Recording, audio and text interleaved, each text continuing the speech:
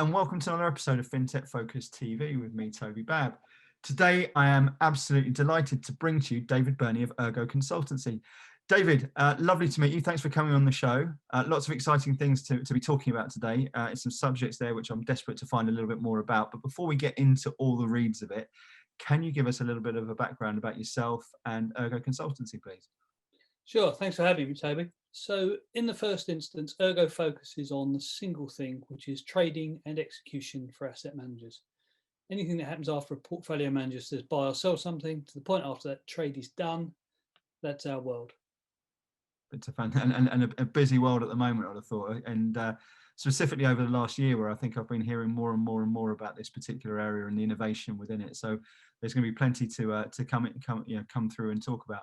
And I've noticed a little bit more of a trend towards outsourced trading and such like, and I want to talk through a little bit about that over the course of today, your role in the space, and also whether that's something which you're actually offering as well. Tell us a little bit about your role in outsourced trading.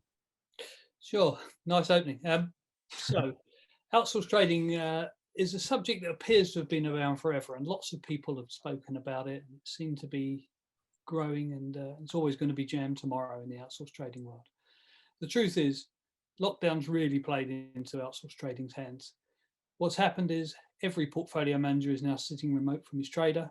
Yeah. And whilst it might still be their man in their organization doing their trading, the remote element has given everyone a free trial of what an outsourced trading operation looks like.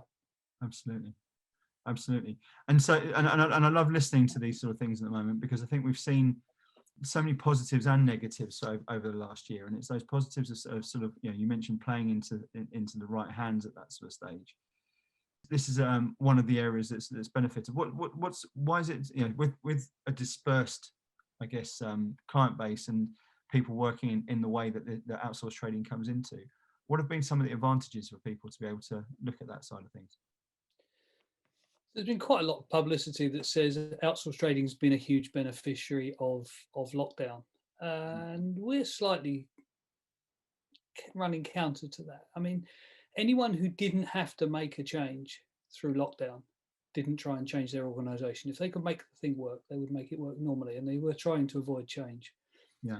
But for people who were struggling or having headwinds in kind of getting trades done, outsourcing was a very quick solution. So I think there have been decent moves towards outsourcing in lockdown, but I think they are over and above what would have been happening normally. I mean, from our perspective, we probably have not converted any client that was looking at outsourcing from March 2020 to now.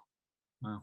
They're all still in the wings. We have done some outsourced trading gigs. We're actually building a trading desk for an asset manager now, but actually, these are all new clients who weren't considering before lockdown. So there's been a change of who is outsourcing rather than this great rush. We think the great rush is still in the wings. Yeah, and I think that I've been talking about the core spring for some time in terms of the wider economy as a whole, but also certain elements of it. I think there's going to be a sort of rush that we haven't seen since the sort of early electronification of the trading markets that happens in terms of innovation and digital innovation over the course of the next 5 years. So very, very excited about all of this. So coming back to Ergo itself, yourselves, and you're not necessarily offering outsourcing yourselves, but you do work within the space. What do asset managers actually get from talking to you about this subject at the moment? Sure, it's a good point, because actually everyone thinks when we talk about it, we must do it, and we don't. So we don't offer outsourcing at all. What we do is we work with asset managers who have questions, concerns, issues around parts of their process on trading and execution. And we evaluate, on an outsourced trading basis, we evaluate offerings. So we work with an asset manager, we look at the internal workings, and we try and work out what value they might need. It's often a case that people think everyone outsources all of their asset classes. That's actually not the norm. The norm is that people outsource some parts of their operation. So if you take a long-short equity hedge fund, standard kind of offering, they're probably really good at trading their underlying asset class. They've got a guy in the office who does the trading for that. But what you'll find is if you look around the process, there's some other asset classes that they just don't do in the same way. So if they're really good at trading long-short equity, they're probably not so good at doing the FX, or they might be somewhat weak on the fixed income piece. Their derivatives might not be as well done as their equities. Yeah. The MiFID II, you have to have everything working at the same level. Yeah. So what we do more often is called co-sourcing, where an asset manager keeps their core skill in-house and they outsource the stuff that is non-core. Yeah. Sometimes that's asset class and sometimes that's geography. So they might outsource Asia, for instance. Yeah. And you come into the party here to help them connect in those sort of areas and bring that sort of let them concentrate on their super strengths and bring in super strengths in other areas to be able to allow them to play at their best across more consistently. Yeah, so our input really is to say, you, Mr. Asset Manager, have got a different set of requirements to every other asset class, every other asset manager we've ever seen. And they are all bespoke. Literally no two gigs have ever been the same in our world. Mm-hmm. So when we look at each individual client, we see an individual set of requirements. We've actually outsourced transaction reporting for some, but not all. We've outsourced equities for some, but not all. So we end up doing a piece of due diligence. We work out what it is they need. We have arguably the largest range of outsourcers in our offering. I mean, the numbers are huge, far bigger than anyone thinks. I mean, if you were to take just the UK and EU, we'd be north of 40. If you include the US, it gets beyond that. I mean, these are big numbers of firms and they've all got specialities. Some do derivatives only, some do fixed income only. And so you need to be able to work out which one or combination of outsourcers any given asset manager needs. Yeah. Yeah, let's sort of, I mean, on that subject of sort of specialization and what and where they go, there's obviously numerous different models for outsourcing as well. Talk us through the sort of different, the different models that there are in the space, because as much as we talk about a disparity across all of the different asset classes, there's also different sort of models to increase the complexity in all of this as well, which is why I guess companies like yours can thrive. Tell us a little bit more about those models. There's a few different ranges of models. So in the first instance, we don't subscribe to any idea that one is the answer. Actually, every model has got its use case. And there's no one size fits all. That runs counter to some of the people who offer outsourcing in the space who say this model is the one we're offering and it's the best. It isn't, because people's requirements are different.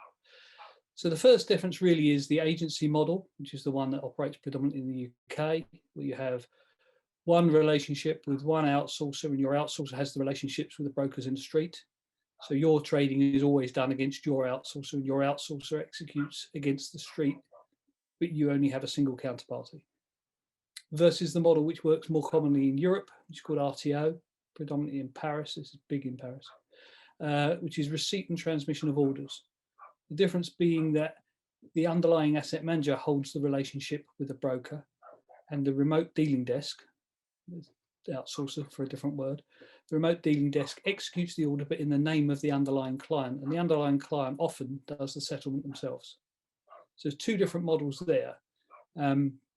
That's based on geography and based largely on size, whether you choose one or the other. The second is the style of the provider you choose. Do you choose a pure outsourcer who only does outsourced trading? Do you choose your custody bank who does custody and does execution as an outsourced service as well? Or do you work with a firm like a prime broker or larger services, financial services firm that covers a whole load of services? And there are reasons why each person chooses a different answer. Yeah, and I think that's that sort of bespoke element is something there which I think we've seen probably come to the fore more than ever before over the course of the last year or so, where people aren't having blanket solutions. They're looking at options and they're seeing what works best for them, which sort of segues nicely on to the whole concept of a pre-decision checklist. And I think this is something which is underestimated in a lot of decision making around tech and selection around it. But if you're looking at a pre-decision checklist, easy for me to say, around asset managers that they go through when considering outsourcing a portion or all of their trading desk, what are some of the things that you really think should come to the fore in it? So the first thing that a manager should really get their head around is the difference between an agency and an RTO model. Yeah. They need to understand each of them and work out why one suits their needs better than the other. So that's point one. Yeah. Then they should work out the costs of each model. All trading and execution has implicit and explicit costs, and managers really need to be able to understand the difference of both of those. The choice of which type of provider to choose is probably the next one. So do they get confidence from a large multifaceted financial services firm, or prefer the relatively similar and simpler and potentially less conflicted offering from an execution specialist like a pure outsourcer? Yeah. We don't subscribe to one. We actually really do have to work out with the client what they need. Yeah. And they genuinely all need something different. Yeah.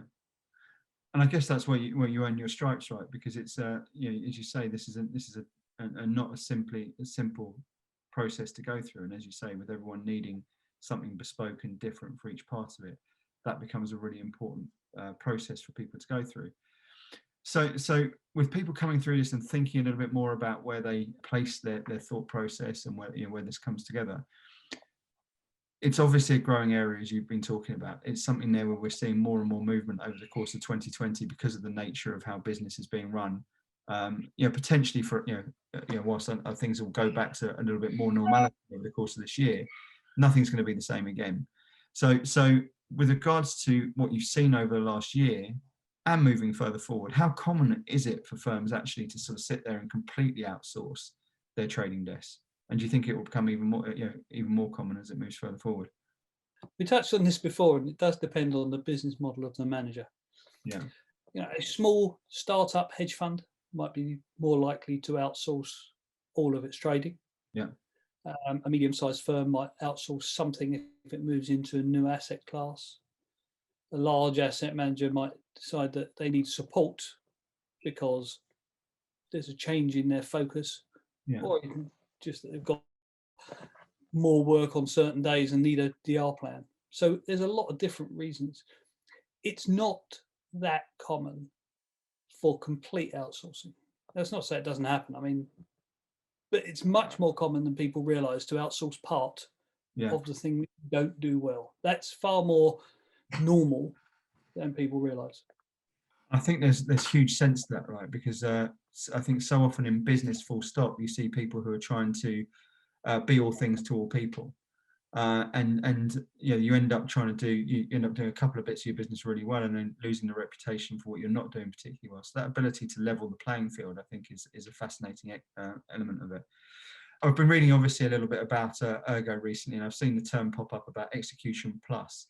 Tell me about the plus. The plus. So the plus is the bit that the asset manager can actually get value out of beyond the execution piece. So pretty much all outsourcers are great at execution. That's part of their business. They're really good at TCA. They actually have to live or die by their execution quality. And so to a greater or lesser extent, the execution is not the thing that wins the gig for the outsourced provider. What actually wins the gig is the stuff that they also do whilst doing execution, and different people have different requirements. So we talked about transaction reporting earlier. It's not very well known. You can actually outsource not just transaction reporting, but even the regulatory responsibility for it. Yeah. I still think we're the only firm to have ever done it in the UK, but it's definitely doable. And there's my exclusive. Yeah. I mean, it's definitely doable. And if that's the thing you're having trouble with, outsourcing your trading might be the answer to solving it. Yeah. That's exactly how it worked on the client we worked with when we did it the first time. They didn't call us in for an outsourced trading gig. They called us in because they had a transaction reporting failure. We looked at their processes and we said, really? There's quite a few holes in best execution here. Why don't we do something, I think we solved 5 problems in the end. Wow. So we solved DR, cover on the dealing desk, transaction reporting, execution in terms of best execution monitoring, and TCA. Yeah. We just outsourced, and we got the outsourcer to manage the whole process. And that took a huge load off the asset manager and improved their execution quality. And they're still using the same firm for 3-4 years later. Fantastic. I love hearing stories like that. And so you coming in there and be able to sort of revamp the business has allowed them to move further forward with them. And talk to me about the size of that business. Is that a big company, a small company, or? So they had assets of about 350 million. Okay. You know, small relatively. Yeah. We've done beauty parades for firms bigger and well, 10 times, more than 10 times bigger than that and smaller than that. Yeah. In fact, the process for selecting an outsourcer is the same. We Yeah. go and we learn about the firm. We know what we know about outsourcing. We help the asset manager understand what it is they need to try and achieve. Yeah. And then we go and create a beauty parade to get them to select it. Most times, by the way, people save more money on the execution costs than our invoice covers anyway. Particularly at this time, when cost reduction and friction reduction are probably some of the most important words that you're hearing at the moment. That sort of ROI is absolutely what people are looking for in the marketplace right now. So it's good to hear. And you mentioned there about the sort of size and scale of businesses, and I think the buy side is such a fascinating space, because you have got this sort of one-man bands and startup shops all the way through to genuine giants in the industry, all of whom have probably similar aspects, but also very intricate and unique sort of aspects of their business as well.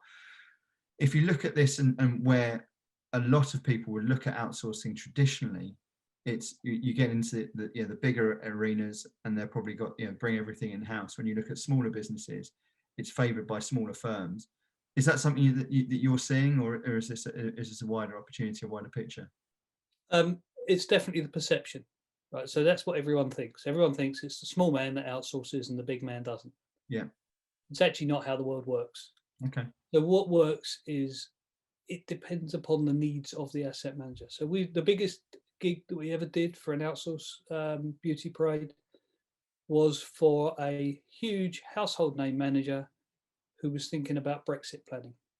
And we ran a beauty parade to select an outsourcer in the EU, so that they could use that EU execution capability to solve a Brexit problem. Interesting. It's a firm that you wouldn't have thought was going to outsource anything, and completely different scale to the one that you'd normally consider for an outsourcer. Yeah. So it's not quite as black and white as people think, but it's more of a trend. We're not going to see BlackRock outsourcing all their trading. Everyone keeps talking about whether they're going to become an outsourcer themselves. Yeah. But it's very much for them, isn't it? And comes about what makes sense. As you say, that there's a great case study as to what areas do make sense, and not everyone has to be all things to all people at all stages. And I think that's probably a trend that we've seen people recognise and be more open to external collaboration than ever before over the course of the last 12 months. And I think that's probably a trend we're going to see a little bit further. Let's look forward at the moment and keep that sort of crystal ball out there at the moment. Operational infrastructure and expertise, and moving into that's a realm with you at the moment. And how will the outsourced trading landscape look over the course of the next 5 years, in your opinion? That's a great question, and do you know the truth is, it's hard to predict. I might have to ask that question in our next webinar. There's a link. Have you got one coming up? 31st of March. You can find it on the Ergo Consultancy website, ergoconsultancy.com. Sounds like a plan. Tell me a little bit about what you're doing with it.